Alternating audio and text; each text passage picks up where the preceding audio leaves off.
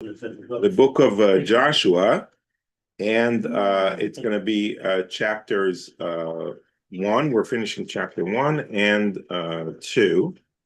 I got it. So last week we got here, where is, if you remember, like we've seen all the different maps, right?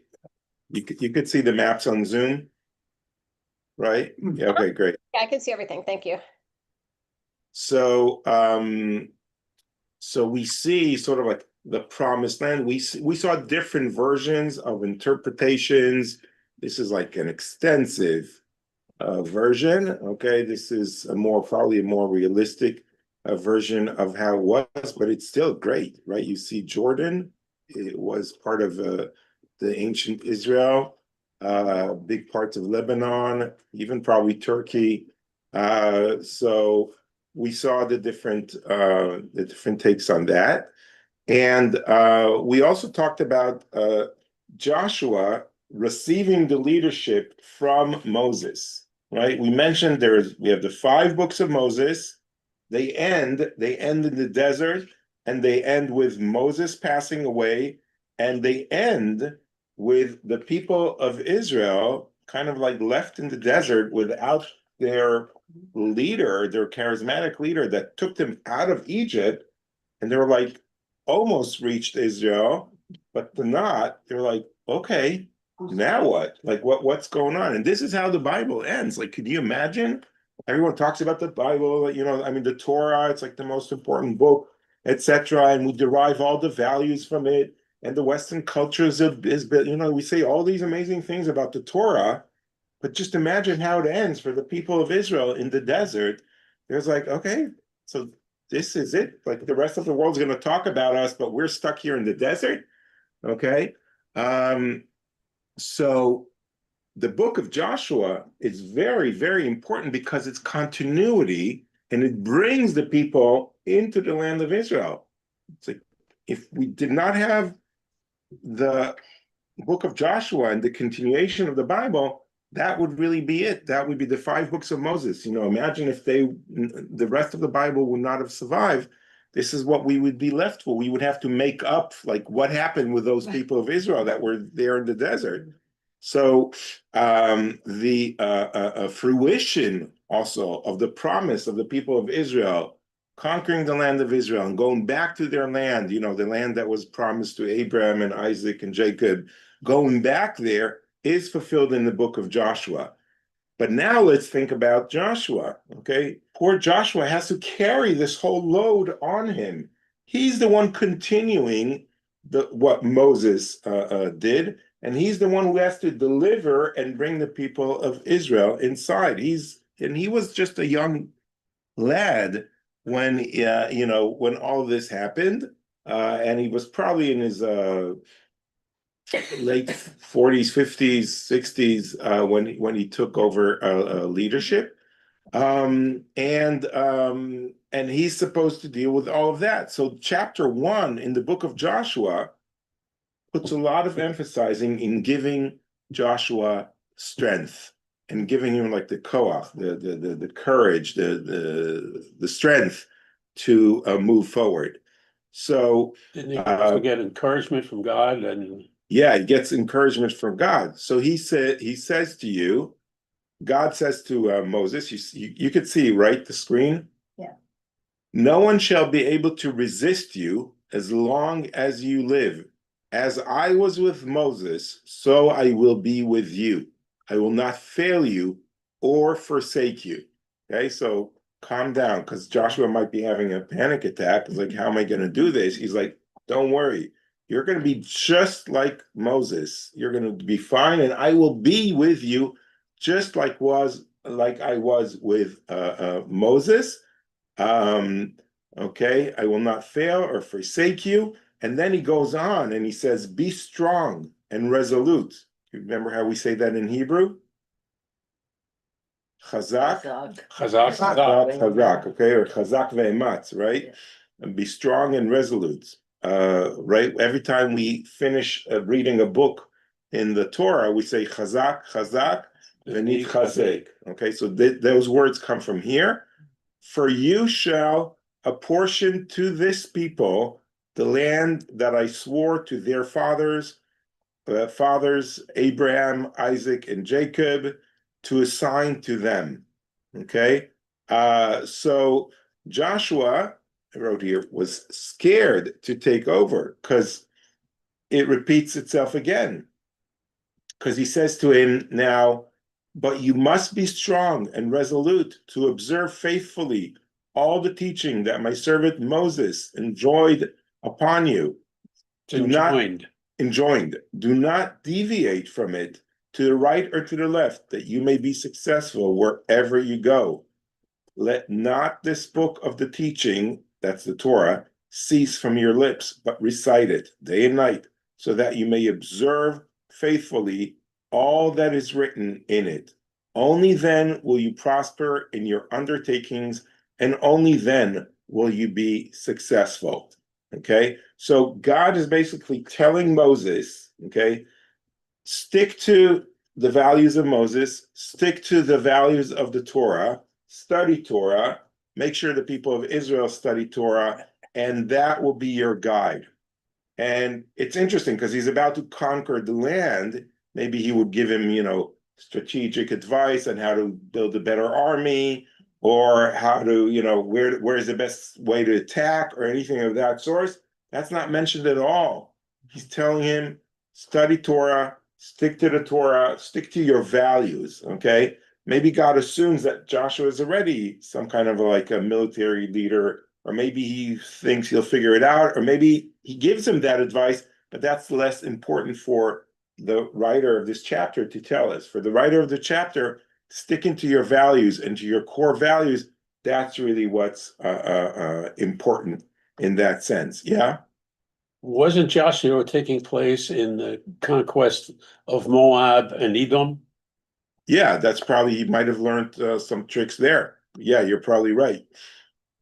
Okay, and then and this kind of like reminds us the verse, not by might, right? Yeah. Not okay, but with my spirit, says the Lord. Okay, so it's not about the strength, etc. Do you see us? Is there a problem with the camera?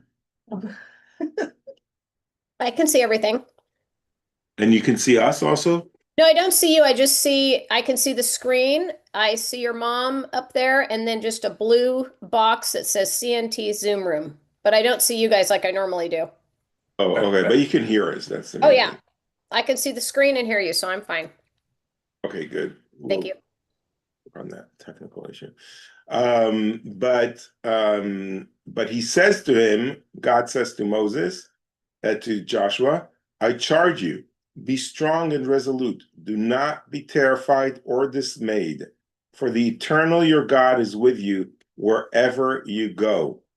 Okay, so this is interesting that he repeats that message again and again, which kind of shows us, if you have to say to someone, be strong, don't worry, you'll be fine, kind of like reassure them again and again, it means they are probably scared. It means they probably need that reassurance and they need that motivation, right?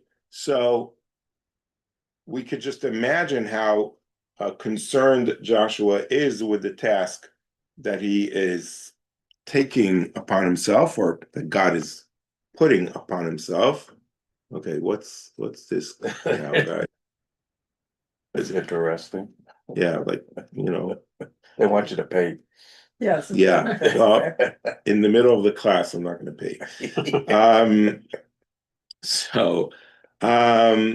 And then Joshua thereupon gave orders to the officials of the people. So now he takes all of this, and now he goes to the elders and to the leadership of the people. He's not the only leader, right? Every tribe has a leader, etc. Go through the camp, he says to them, and charge the people thus.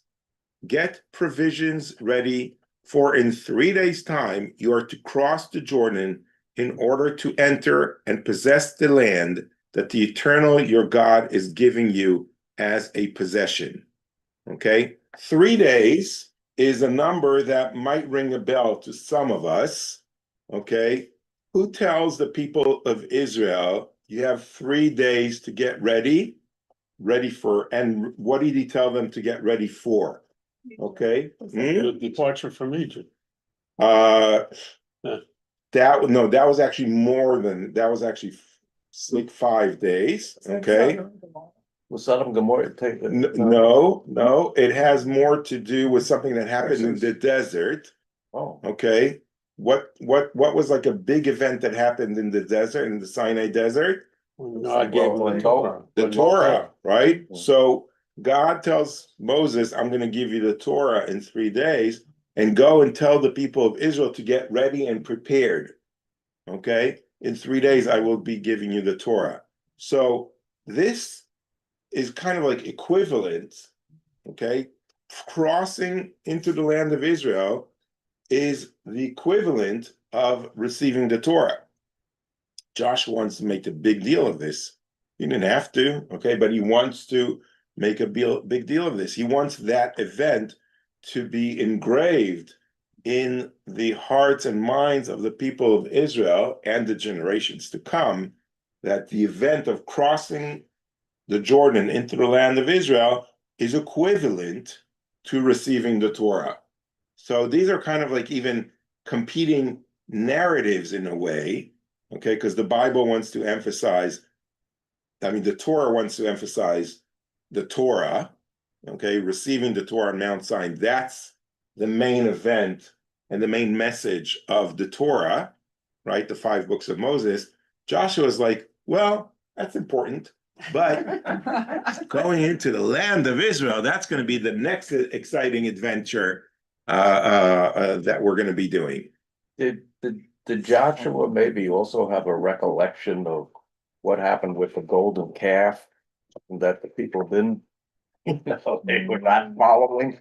Yeah. That I think that's why God tells Joshua, it's very nice you're going to go into the land of Israel, and that's a very important event. But if you forget the Torah, if you forget God rules, okay, you're out of the game. Don't think that you got to a safe haven, a safe place, and you don't need the Torah anymore, or you don't need those values that the Torah reflect. Without that, you will not have that. That will be God's constant message for the next hundreds of years until the people of Israel do not get it, okay, and sent to exile. And God is like pounding this on them for hundreds of years. If you won't stick to your morality, if you won't stick to the values of the Torah, I will get you out of this land. It's wonderful that you're here, okay, but don't mess it up. Eventually they do, and that's why exile comes upon them. Okay, so this is like the beginning of, this is the highlight. Okay, now it's only going to go down from here.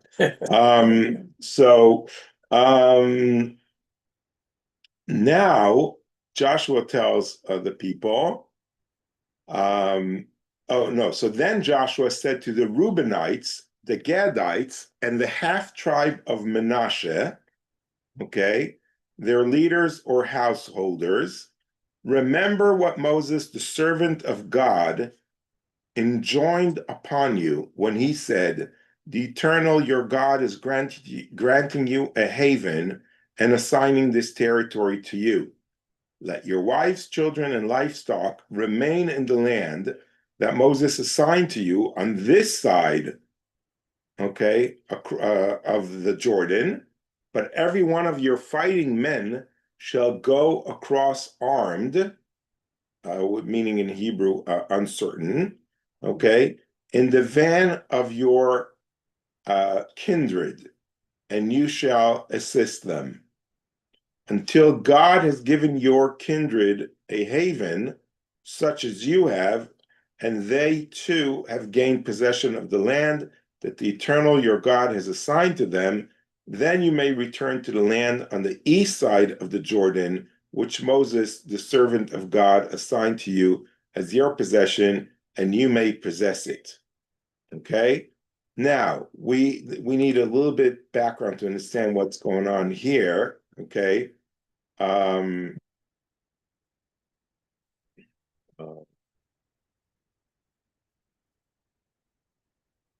Okay, so you see this map here. Okay. Do you see where it says here, East Menashe, Gad, and Reuben? Okay.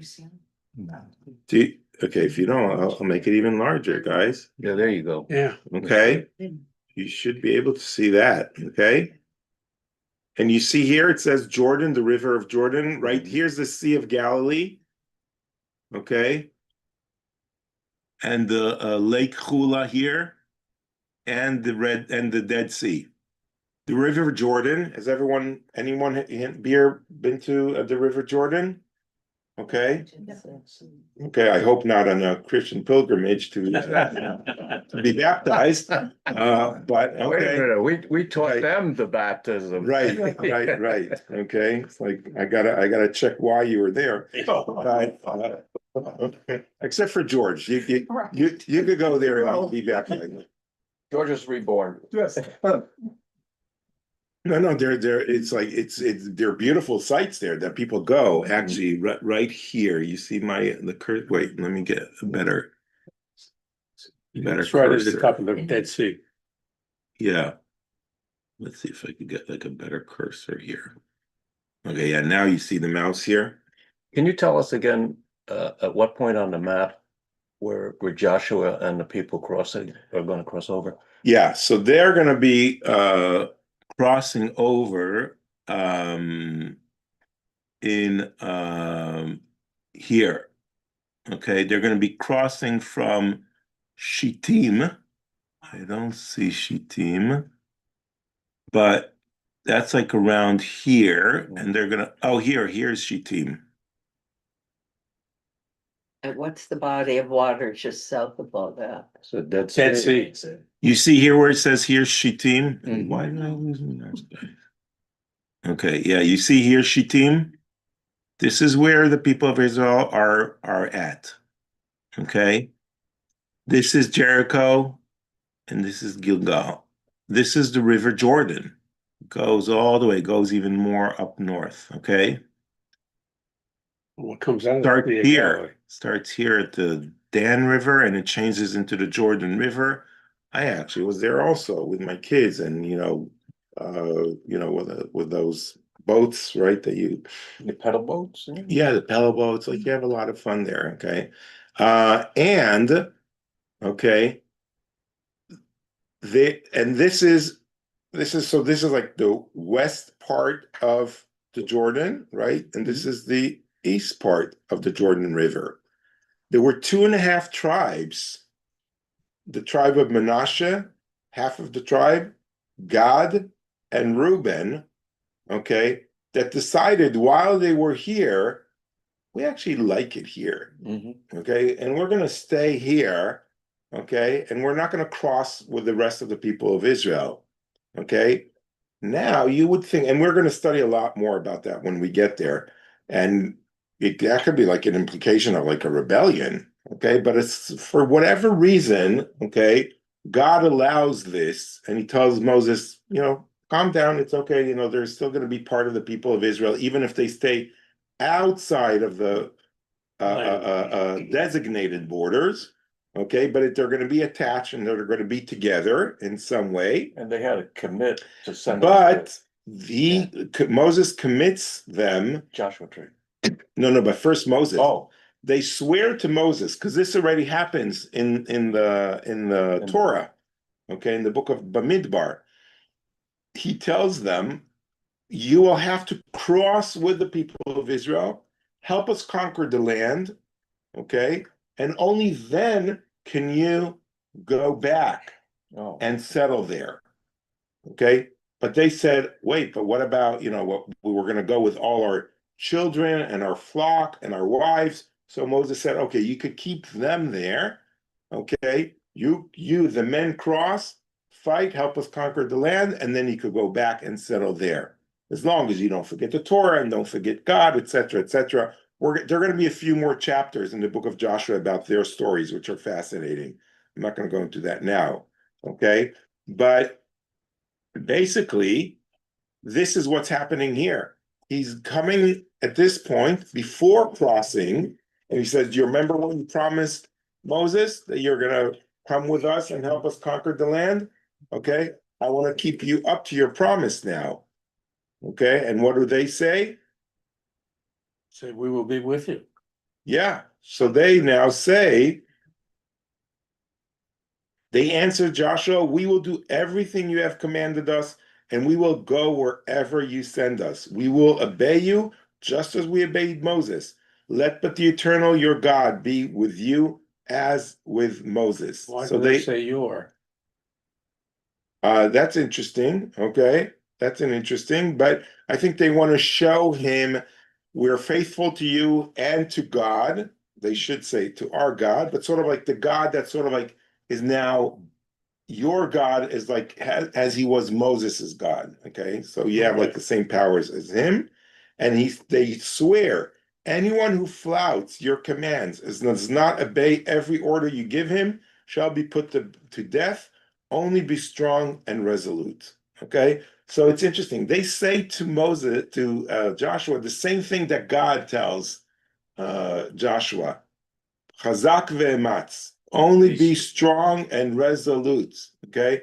Don't worry. We're behind you. Everyone's behind you. Because I think Joshua is like confused. I was like, okay, I need to cross the land. What about the 2.5 tribes?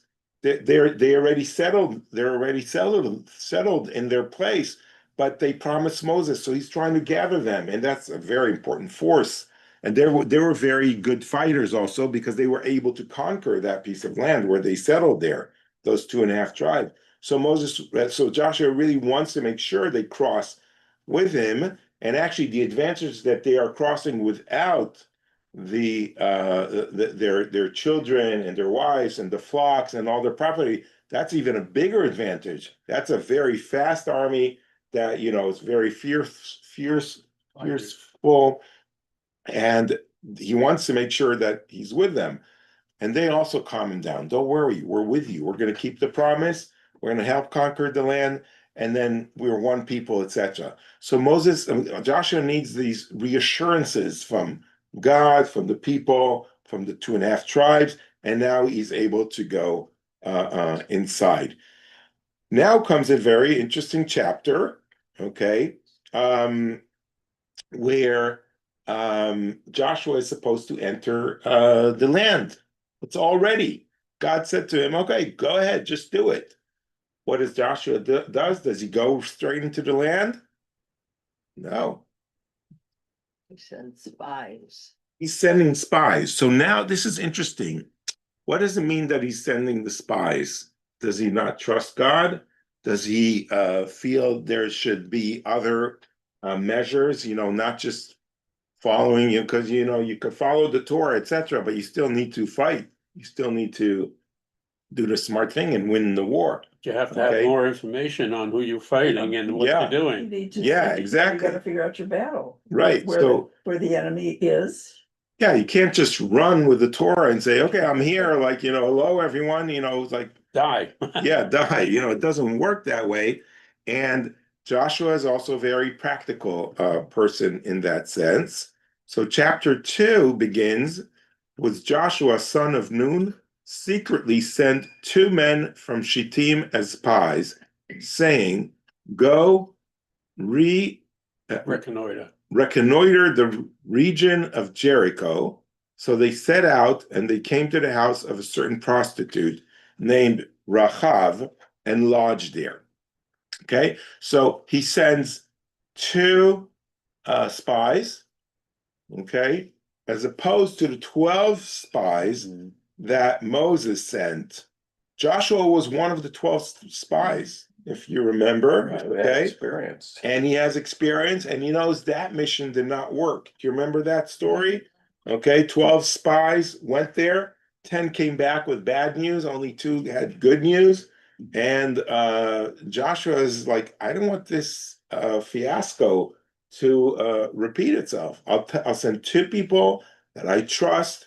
Okay, and they're going to go secretly into the land and figure out how to conquer Jericho, and just to see like what people are saying about us, etc. it is also interesting because Joshua was one of the two good spies that said, do not worry and do not be afraid of the giants of the land, of their might, etc. We will be able to conquer. So now we have to ask, what happened to your proclamation, to Moses saying like everything will be fine, we'll do it? You would think he would maybe, but now that he's the leader, okay, there's a very famous saying, right? They ask Arik Sharon, who was the prime minister, before he became prime minister, he opposed giving back land to the Palestinians. He opposed, he was very, very militant. And when he became prime minister, he did, the agreement with the Palestinians and gave back some part of the land. And people asked him, like, how come you said you'll never do that? How come you changed it once you became prime minister? You always fought against prime ministers that did that. He fought against Menachem Begin when he did the peace accord with Egypt. So they told him, you told Begin that you'll never give up land. How come you're doing it? So he said, in Hebrew, it's like, Dvarim sheroim misham lo roim mikan. Things that you can see from here, you can't see from there. Okay? When you are not in power, when you don't have to deal, with all the consequences, with the entire decision, okay, you see things in a different way than when you are in the leadership role. When you're in a leadership role, you see things completely different, and you see new things and new perspective. So Joshua is the same, okay? He's now the leader, and he has to think in a strategical way. And one of those ways is to really see what is going on with these giants and these mighty kings that rule the land. But it was a great deal of time after the original 12 spies. Yeah, it was a long time after. It's not that long. Probably 40 years after. No, less than 40 years, because there were 40 years in the desert. So it's probably like a few years. Does Jericho refer only to the city, or is there like a territory that encompasses it? I think, well, it's a large area, Jericho, and today there are a lot of archaeological excavations that show how large it is, but it's mainly a city, and it's a city that had very strong walls. Okay, that's it was where a she real, was living. right. She lived in the wall. Yeah, and it's very evident that there was it was a fortress, okay? So now he sends them. How did Joshua know that the prostitute was there?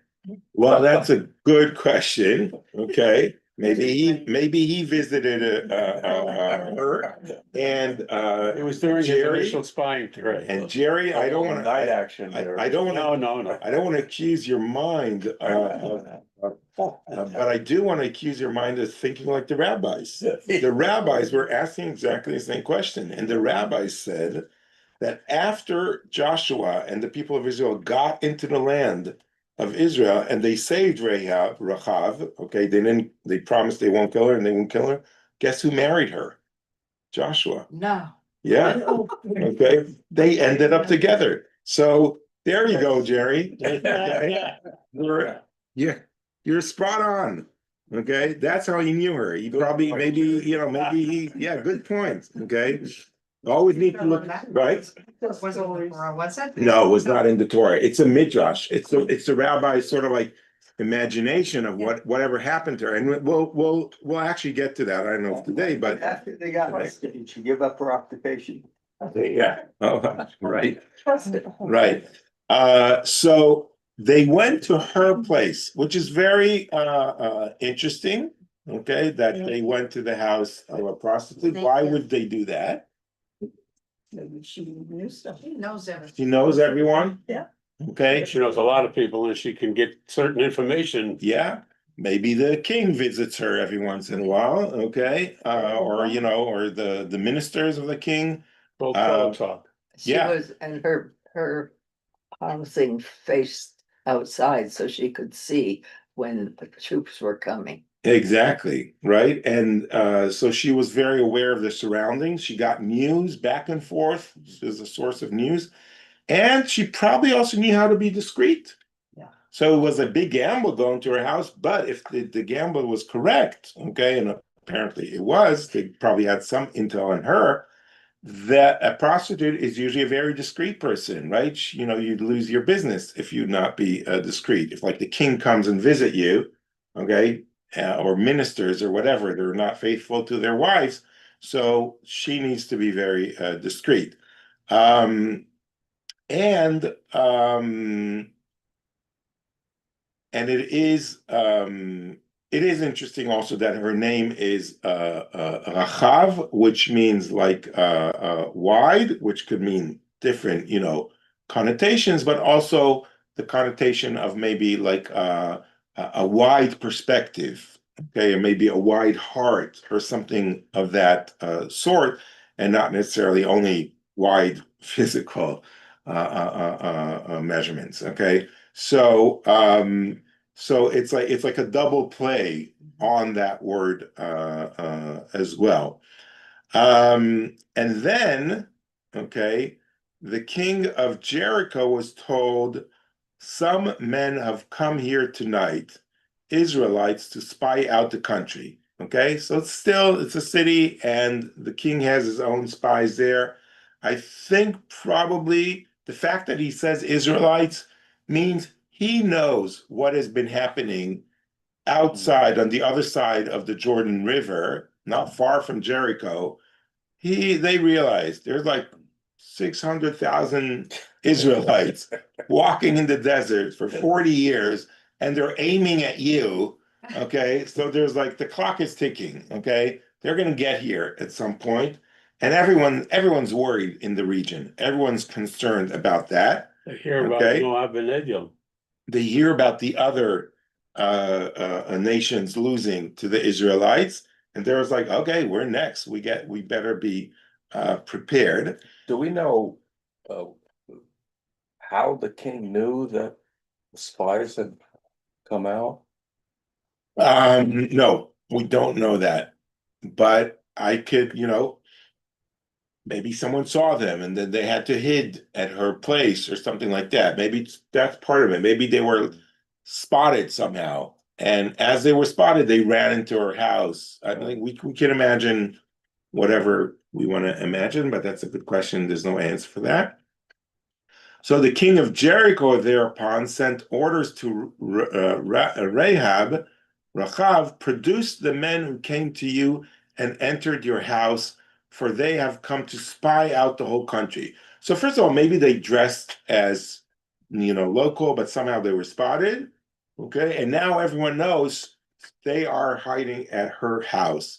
And now he's like, okay, give us these spies. They are bad people. They are here to, you know, to spy out the whole country. They are our enemies, and get them out, you know. And you would think that Rachav's answer would be, oh, I don't want to risk myself or my life or my profession or anything that I'm doing, that she would just hand them over. That would be the logic thing to do.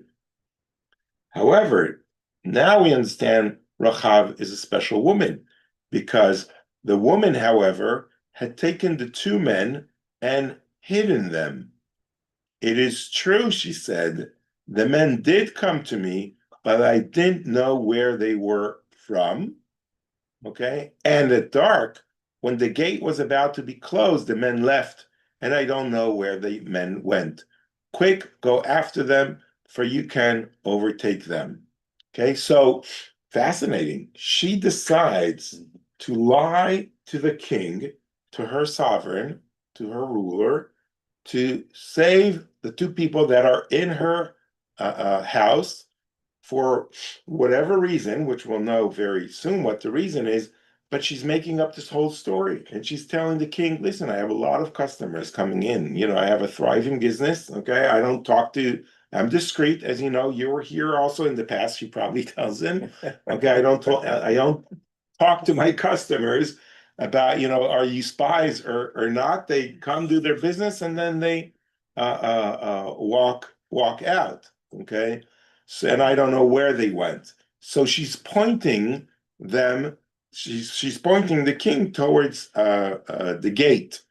Okay. And now she had taken them up to the roof and hidden them under some stalks of flax that she had lying on the roof. Okay, so she had like another part, maybe another room that she had, maybe for guests or whatever that was.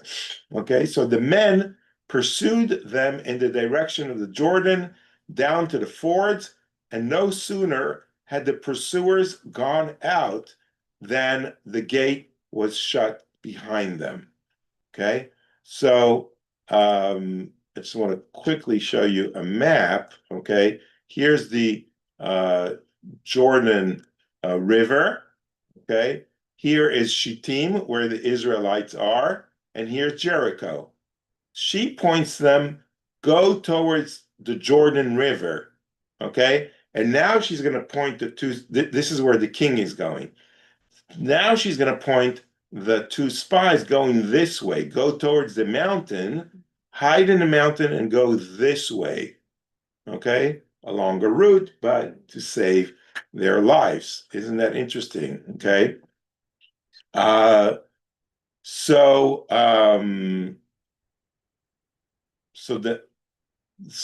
men pursued them in the direction of the Jordan down to the fords, and no sooner had the pursuers gone out than the gate was shut behind them. The spies, okay, had not yet gone to sleep when she came up to them on the roof. She said to the men, I know that, now listen to this beautiful speech of her. I know that God has given the country to you, because dread of you has fallen upon us, and all the inhabitants of the land are quaking before you. For we have heard how God dried up the waters of the sea, of the reeds, for you when you left Egypt, and what you did to Sihon and Og, the two Amorite kings across the Jordan, whom you doomed, placed under cherem, which meant the annihilation of the inhabitants. When we heard about it, we lost heart, and no one had any more spirit left because of you. For the eternal your God is the only God in heaven above and on earth below. Now, since I have shown loyalty to you, swear to me by God that you in turn will show loyalty to my family, my father's house, provide me with a reliable sign. So this is like beautiful. Okay, so she says, we heard the news. Okay, we read the New York Times and we watch CNN. Okay, news sometimes travels slow in the desert. Okay, it takes a few years maybe, but eventually it got to Israel as well, and we read the news, and we know God is the only God in heaven. Now, that's contrary to what the rest of the people are idol worshipers, but she is like a righteous person of the nations, because she understands the idols are worthless. Okay, there's like stone, they cannot talk, they're not real gods. Okay, she understands there's a God in heaven, someone, a ruler of this universe, and when she connects that with the people of Israel, that's sort of like her moment, her click moment, where she understands she doesn't belong to her people. She wants sort of like to belong to this nation, or at least help that nation. So maybe Joshua somehow hears about this and has a connection with her and hears about this person. I don't know how the connection is really made, but it's not a coincidence that they come to her house, because she understands not just that they're going to be winning and they're stronger. She also understands that this is the nation that goes with God, and she wants to connect with that nation. Okay, so this speech is really beautiful because it kind of like puts in context why she's helping them and risking her life, right? But she says, I'm gonna save you, but I also want to make sure you save me and my family. Okay. So give me a sign that you will spare the lives of my father and mother, my brothers and sisters, and all who belong to them, and save us from death.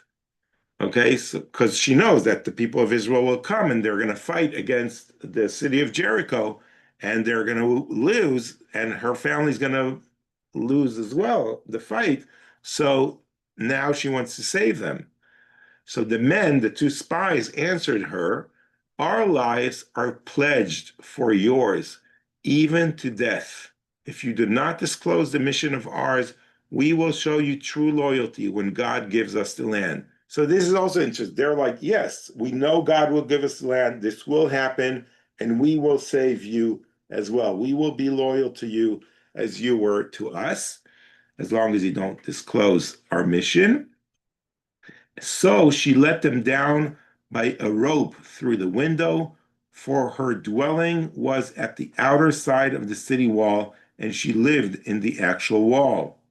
She said, and this is also interesting, that was probably not a prime location. We think of it as a prime location, but not really, because what's the most vulnerable area? The wall. The wall. The wall is going to be the first thing any enemy would be after. So yeah, you would let a prostitute, okay, live sort of like on the outskirts, sort of like at the side. You don't want her in the middle of the city. That's not respectable, okay? And all the wives are going to be upset about her, living in the middle of the city. So it's like, you go do your business on the side. Well, a lot of Okay. people, I think, lived in the city walls. This was very common, I think. Yeah, I'm not aware of that. I would think maybe. Not only prostitutes, there were stores in the walls or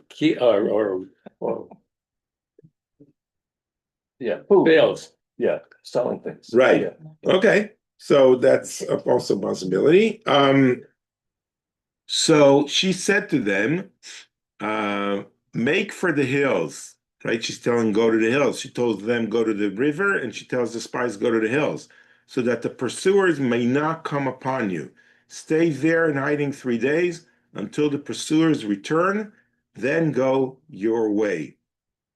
But the men warned her, we will be released from this oath that you have made us take, unless when we invade the country, you tie this length of crimson cord, okay, this red cord, to the window through which you let us down.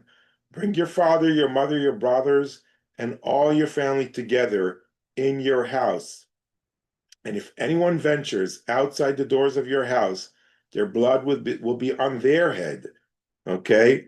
They shall be responsible for their own death, and we shall be clear.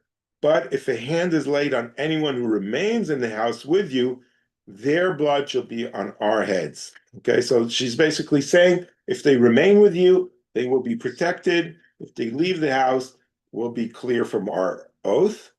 And if you disclose this mission of ours, we shall likewise be released from the oath that you made us take. And she replied, let it be as you say. She sent them on their way, and they left, and she tied the crimson cord to the window. They went straight to the hills and stayed there 3 days until the pursuers turned back, and so the pursuers, searching all along the road, did not find them. Then the two men came down again from the hills and crossed over. They came to Joshua, son of Nun, and reported to him all that had happened to them. Okay, so they told everything to Joshua. They said to Joshua, God has delivered the whole land into our power. In fact, all the inhabitants of the land are quaking before us. So it's interesting. They take her word that everyone's quaking, and they see her as a reliable source, and they tell Joshua, we're good to go. We are all good to go and cross the Jordan River, and the land will be ours. We will prevail. And they say, and obviously they tell Joshua also about this woman, and he's intrigued about her, and he's gonna make sure to make his way back to visit her one day as as we know. Okay. So now uh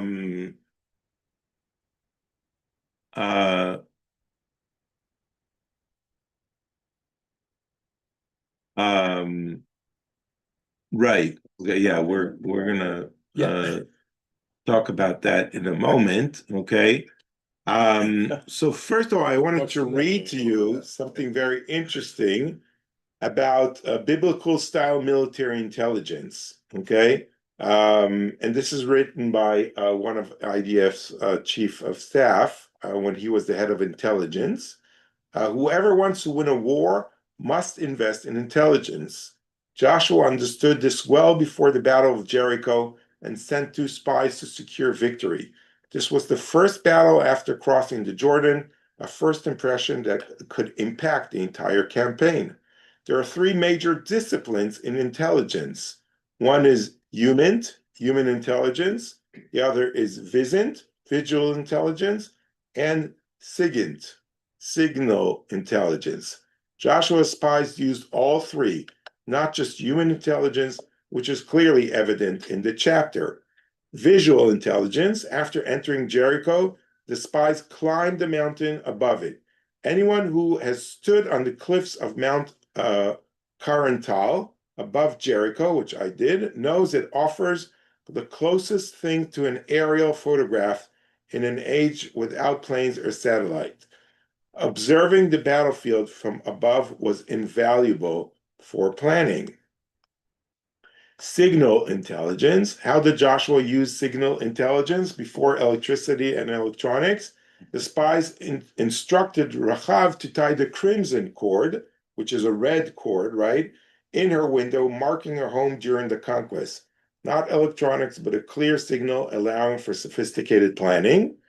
And human intelligence, okay, which is all that we talked about, and knowing, perhaps Rachav and her family went fishing at the Jordan, where the Israelites were camped to the east, and that's where contact was made, and Rachav was recruited to Joshua's cause. So knowing how to recruit people from the other side is, very sophisticated human intelligence, which Israel is always very good about.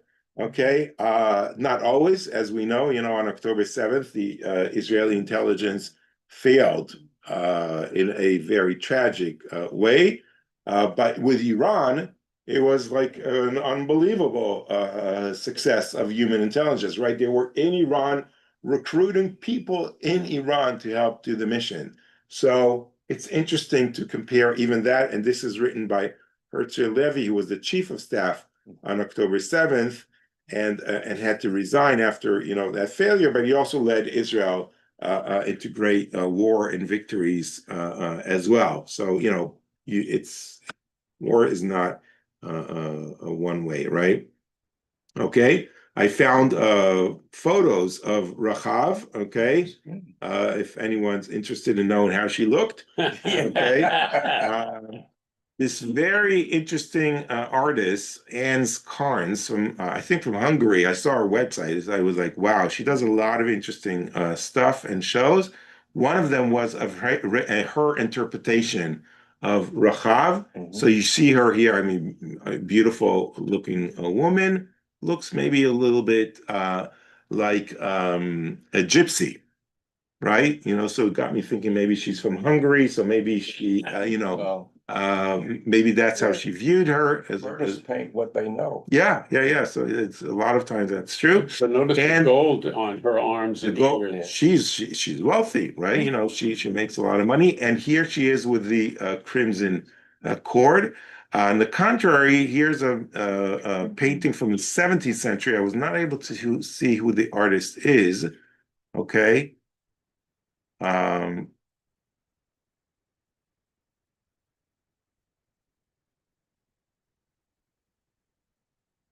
Okay. But you see a more European, okay, figure. Okay, this is a European painting. Okay, and I don't think that's how Rachav looked. Okay. Elizabeth Mann, although that's one of our people, sorry. Okay. So And here are the two spies. Okay. Wait.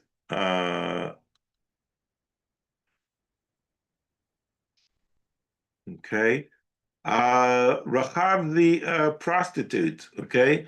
There's hardly a child who doesn't giggle when hearing Rachav the prostitute. I remember the first time I studied this chapter when I was a child, and I giggled. Okay. It was like, oh, the Bible talks about a prostitute. Okay.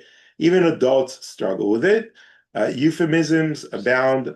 Hostess, innkeeper. Okay, that's the what my mother wrote before, or sometimes called an oldest profession, but saying she was an innkeeper or saying she was someone who provided food is not really an offtake, because zona, which is prostitute, also there's also lazun, to provide for food.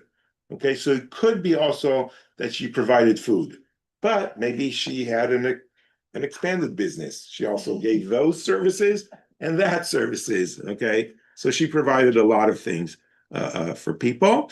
But really, it's the oldest curse, prostitute, used as a slur, an insult, a source of shame. Blame is laid on the woman who chose the work, not on the brutal world that forced her into it. Her house was in the wall. Okay, as we said, she was like stuck, pushed to the wall. Rachav's story is one of the most wondrous in the Bible. First, the plot, thrilling, suspenseful, cinematic. Beneath the surface lies manipulation, trickery, weakness, and exploitation. The brave male spies turn out to be rather feeble. Rachab, in contrast, rapidly assesses, strategizes, and deceives, all for her own good. A traitor and a prostitute? Okay. That's only the surface. At its core, this is a story of mutual self-sacrifice between three people for a noble cause, liberation. A traitor for one is a hero for another. A scorned woman from the margins saves two men from certain death, and in the process rescues her family and the city from evil rule. She was the daily victim of that rule. Now she risked her life. Traitor, prostitute, try, righteous Gentile. At the very least, the righteous of your nation, dear readers, the rarest profession, saving lives. Not by accident does the Bible state her profession. This story is so unusual, it must bear its message. Every person, even one thrown into the abyss, carries a spark of good life and redemption.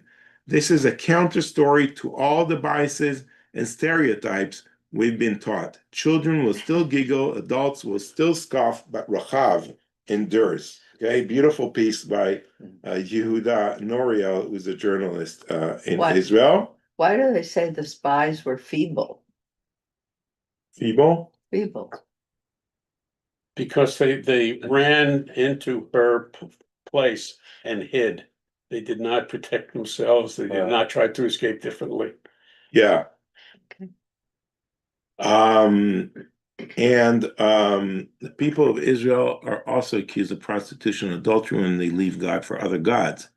Right. Even in the Shema, we say, Asher atem zonim achem. Okay, that's a good comment. Well, yeah, it's not that unusual. You take Iran today. There are a lot of people there that don't support, the mullahs and so on, but they have to live under them. Yeah, right. So, but she was brave enough to go out against this. Now let's look at some reflections from the Talmud into traditions of why Rachab, among all the prostitutes, earned the attention of the sages across generations, is a matter of ongoing study. Okay, so this is long after the Bible. Though the Bible names other prostitutes, only Rachab is remembered. The Babylonian Talmud, which is hundreds of years after the story, makes her an archetype of seduction. She's listed as one of the four most beautiful women ever, and sinned by her name, just saying it aroused desire in the Talmud. A Midrash claims anyone who says Rachav has a seminal emission.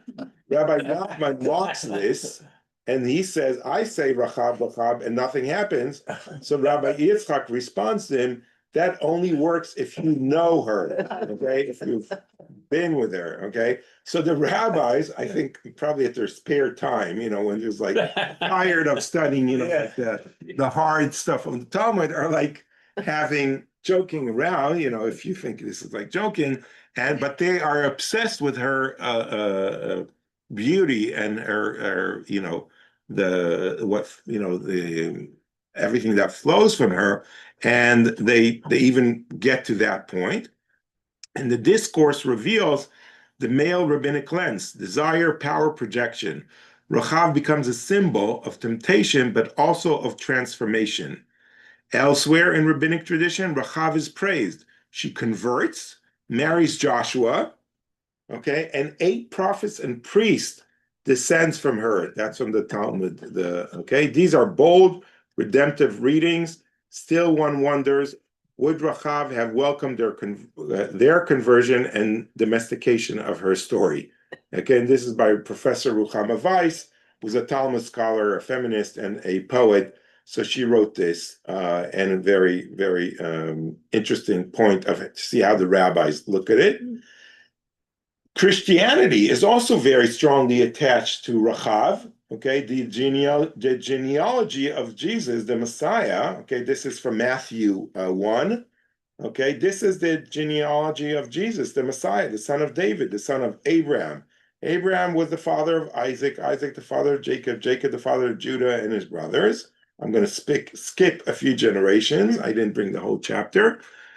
Nachshon is the father of Salmon, Salmon the father of Boaz, whose mother was Rachav. Notice they never mention the mothers. Here they mention Rachav, okay, married Boaz, not Joshua, but Boaz. So, but the concept that Rachav kind of like converted and joined the people of Israel remains also in Christianity, but this time marrying Boaz. And Boaz is the father of Obed, whose mother was Ruth, Obed, the father of Jesse, and Jesse, the father of King David. Okay? David was the father of Solomon. Okay, so now Rachav is the great-grandmother of King David. And why does the Christianity want us to assume this is correct? Because now Elazar, and now I'm skipping other generations, but these all align, okay? Elazar is the father of Matan, Matan the father of Jacob, Jacob the father of Joseph, the husband of Mary, and Mary was the mother of Jesus, who is called the Messiah. So linking Rachav to King David is in order to say Jesus is a descendant of the house of David, but also a descendant of that righteous person, okay, that joined the people of Israel while she saved the people of Israel. So that's a very interesting take of Christianity. I don't know if you knew that, okay, but it's a very interesting way of framing this. And again, mothers are usually not mentioned in the lineage in Christianity. Only Rachav and Ruth, okay, who are 2 Gentiles. And I think this also comes to tell us that Christianity is not just within Judaism, it spreads all over. It could be like for all nations, okay? Maybe that's the message. Maybe there are other messages. I'm not an expert on that. We might have to ask someone who knows more about that. And then, okay, this is another, I'm not going to go into this one. It just talks about like sort of like the geography of that area. But as we said, this is kind of like where this is all going to happen. And next week we're going to go to chapter 3. And I just want to remind us that it's going to be next week, but then 3 weeks afterwards, we're not going to have the class. So on next week is July 16th, but July 23rd we're not gonna have a class. July 30th and August 6th, we're not gonna have class, and we're gonna resume